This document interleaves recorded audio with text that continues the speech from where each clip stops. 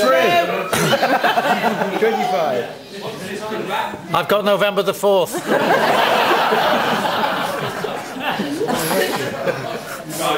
Well, I'm Neil and I have the pleasure of being Nick's best man. I'd like to start by thanking Nick for his kind words on behalf of bridesmaid Jenny, albeit at the very end. She has been fantastic in helping and supporting Sally and made her day as enjoyable as it should be. And I think we'd all agree she's managed to do this while looking amazing.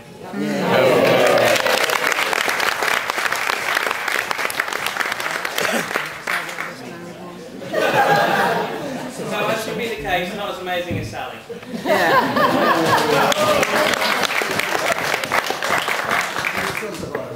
And Nick, well, it's a nice suit. Funnily enough, I think it's Nick's change in appearance that was our first clue that he found someone that he belonged with. He arrived at the campsite for the Grand Prix one year with a range of clothes and outfits in a variety of colours, all of which suited him, which was quite a stark contrast to university. Actually, I should say, for those of you that don't know, I went to university with Nick in '94. University is quite an intimidating place when you first arrive. You're all too aware you're in a building full of very clever people and you're concerned you're going to be the thickest person there. So I was really lucky to meet you.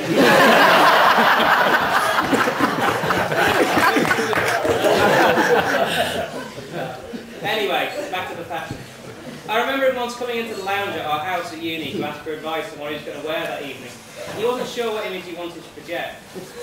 Do you think I should wear this one, which says, "I'm funny and up for a laugh"? Or this one, which says, "Retro, cool and fashionable"? And at that point I turned around to see two identical black t-shirts. Well, what's the difference, mate? Well, this one's a Star Wars t-shirt and this one's a Red Dwarf t-shirt. I'm the person to ask about fashion. I'm still not sure which look was which, so I guess I'm still not the person to ask. I did get used to his fashion in his strange ways over the years. From just ironing the front panel of a shirt before a job interview. It's all they'll see, I'll keep my jacket on. It's summer. Through to a Sunday morning ritual of getting up early, putting on leathers and a helmet and heading off. Which seems a lot less weird now he's bought a motorbike.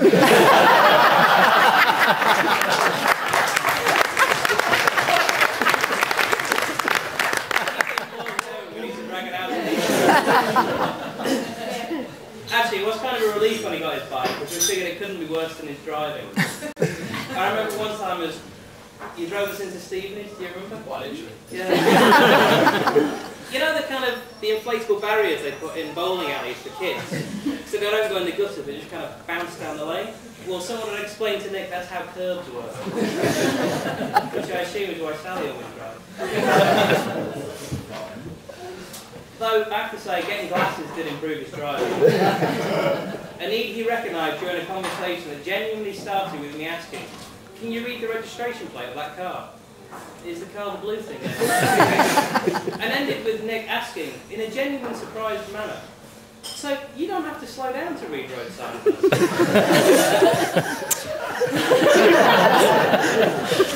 Thanks to his driving and his dress sense, have both improved, and I'm sure we owe a big part of that to Sally's influence.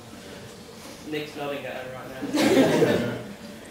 Mind you, that said, I was talking to him the other day about how he manages to look smart and commute on the bike. It's all casual at work, he said. Mind you, I used to go to job interviews on my bike in a suit, and I'm sure I look fine. Which, for guys that wear leathers, you'd think, how do you manage that? He did then go on to say, mind you, come to think of it, I never got any of those jobs. In fact, the only job I got, I went on the train. So I guess you've still got a bit of work today. So I'm sure you go into this marriage knowing Nick's faults. Not to mention what can only be described as his natural ability with a sod's law sense of comic timing. I remember, he's looking at me now. There are several. The one I'm going with is, the time he most demonstrated it to me was the time on the way back from Aviemore. We stopped up at a service station somewhere north of Glasgow, and as is customary at the services, Mal, Nick and I headed in to find a gents' toilet for a quick tea. Clearly cooped up in the car far too long, Nick's excess energy was really getting the better of him, so he was feeling quite boisterous, which there's 3 blokes going into a gents' toilet. Isn't a good start. Luckily, all he did was when we got in there, he ran up and down, started banging on the doors. Some were open, some were closed. We couldn't quite work out why. Being a little bit older, Mal felt kind of parental and responsible. And said, "Nick, will you stop banging on those doors? You're making a racket." Then came the kind of line that Nick could only come up with. "I can see under the doors, there's no one in them. Who am I going to disturb? A midget having a crack?" Now, I don't know what the odds are.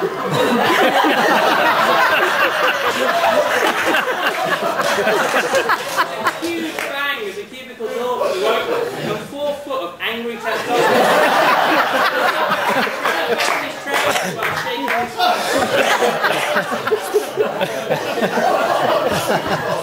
Luckily, he just walked out and didn't. Now, I was told that if I damaged his reputation during the speech, I should seek to reassure his in-laws at the end. So in light of that, I'd like to say that Nick's always been a loyal and genuine friend with a heart of gold and a job to be proud of. Now he's killed a parrot. While I'd never stand downwind of him after a rare steak, I do feel honoured to have been stood beside him. And I know that he feels honoured to be stood beside Sally as her husband from now on. So without further ado, I think we should toast Nick and Sally again. Here. What was the time on that, Jim? You're still standing, you're still running. Okay. No, you sit down So now I've got a little dance number to do.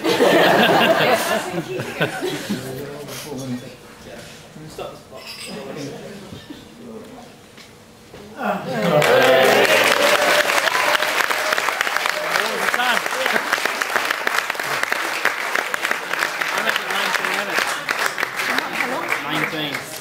Now we sat down. Jim, what was the time on the clock? Okay.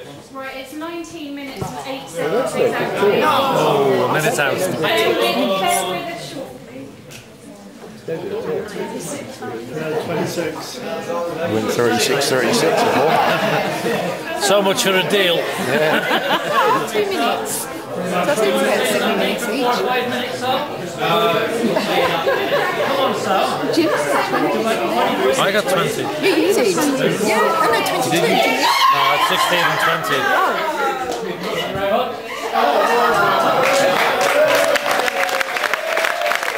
You put 20 and 16 in there. Yeah.